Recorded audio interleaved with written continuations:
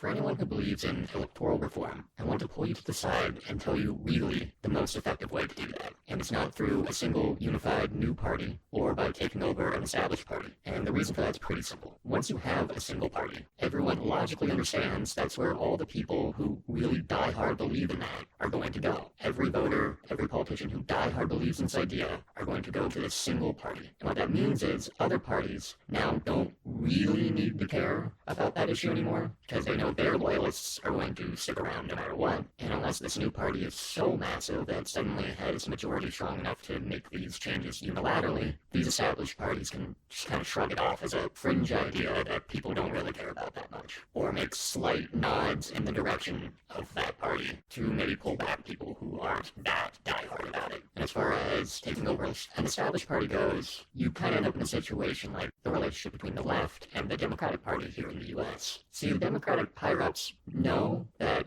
the left won't just start voting Republican one day, right? Those are safe votes. Maybe they won't turn out some years, but they won't go against you, at least not in any effective way. So the Democratic Party really has no incentive, really, to curry favor with the left. Really, the people they need to focus on are people more towards the center or left-ish conservatives who might switch parties here and there. Instead, something that has been extremely effective here in the past in America are these voter lists that went around at the time of the Prohibition movement and the Progressive era. Basically, what these lists were they were lists of candidates across parties who agreed with their basic arguments. So for the Prohibitionists, these were lists of candidates across parties who agreed with Prohibition. For the Progressives, it was people who agreed with progressive reforms. And what that creates is now in both parties, or all parties if you're in a more politically diverse country, suddenly they all need to factor in this movement. In places where elections are close, a few thousand Prohibitionists who are willing to switch parties here and there to get someone who agrees with them can change the election. And so both parties now need to curry favor with them. This was so effective that in both instances it led to something impossible by today's standards: constitutional amendments, hypothetically permanent reforms that require 66% of officials in Congress and 75% of state legislatures to agree